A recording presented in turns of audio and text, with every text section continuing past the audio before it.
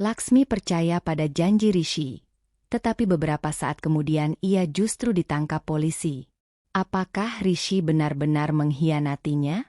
Saksikan kisah selengkapnya karena kehidupan Laksmi akan berubah selamanya. Kisah berlanjut ketika Laksmi, Shalu, dan Bani akhirnya keluar dari kantor Rishi karena percaya pada janji yang baru saja diberikan pria itu. Rishi telah mengatakan bahwa tidak ada seorang pun yang akan menyakiti mereka. Karena itulah Laksmi memutuskan membuka pintu dan keluar dari ruangan. Namun kenyataan yang terjadi justru sangat berbeda. Begitu mereka keluar, polisi langsung datang dan menangkap ketiga gadis tersebut. Laksmi sangat terkejut. "Pak, tunggu. Bukankah Anda bilang kami akan aman?" teriak Laksmi kepada Rishi.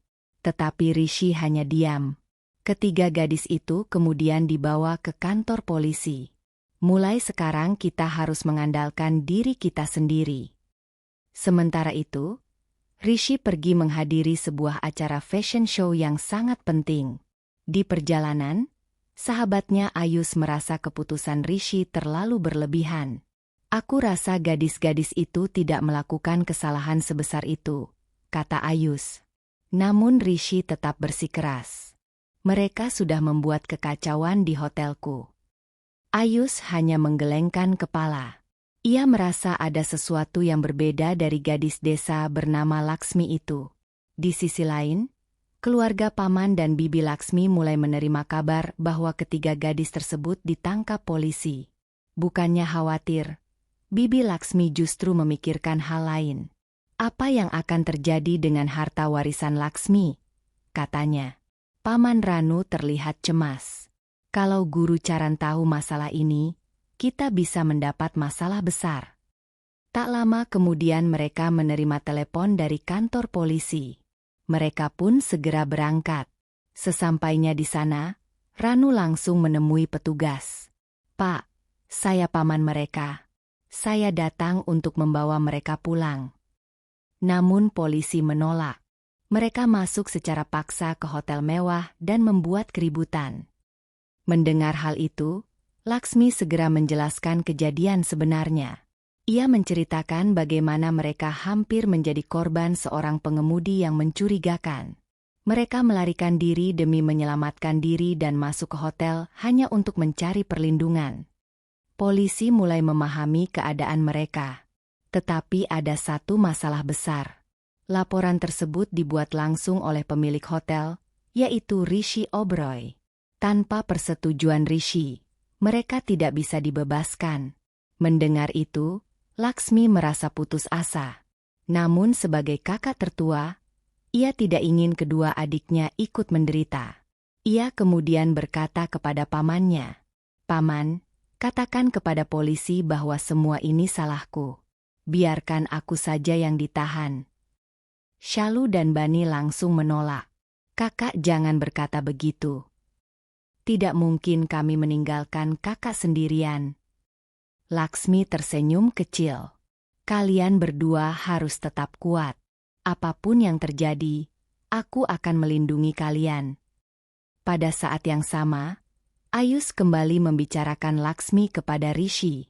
"Jujur saja, aku masih merasa mereka tidak bersalah."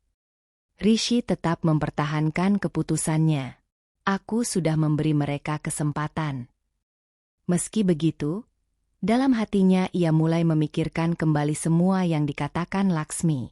Ia teringat ketakutan yang terlihat jelas di wajah gadis itu. Sementara itu, polisi memberitahu keluarga Laksmi bahwa satu-satunya cara untuk membebaskan mereka adalah mencabut laporan. Saat itulah mereka bertemu dengan Balwinder, sopir pribadi Rishi. Ternyata Balwinder mengenal keluarga tersebut. Ia sangat terkejut ketika mengetahui bahwa gadis-gadis yang ditangkap adalah kerabat orang yang dikenalnya. "Paman, Bibi, kenapa kalian ada di sini?" tanya Balwinder. Ranu menjelaskan semuanya. Balwinder merasa iba.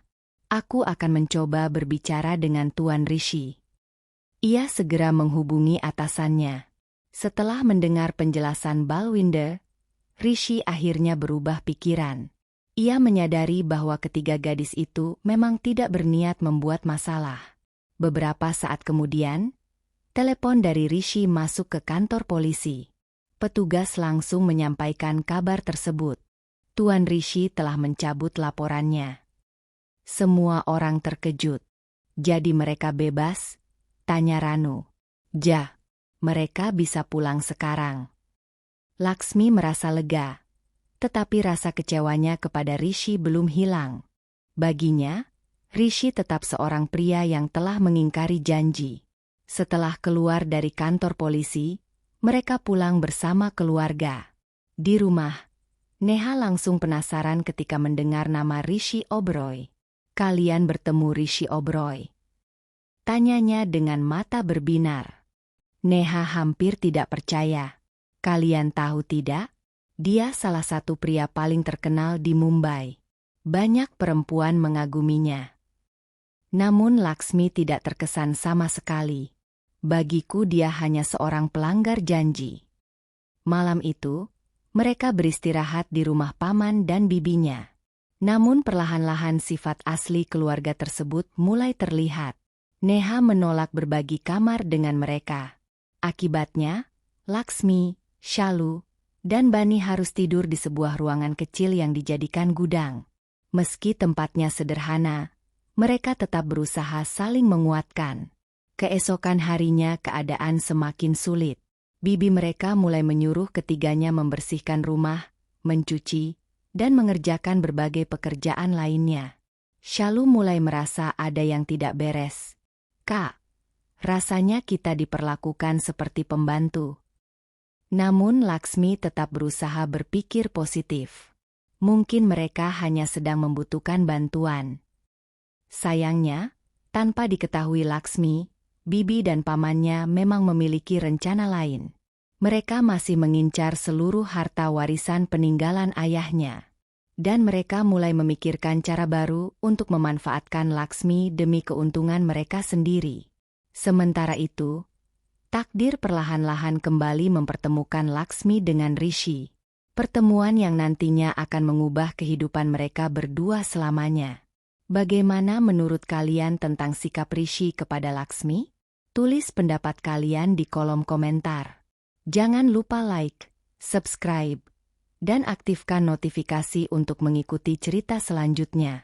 Sampai jumpa. I just had to let you know you're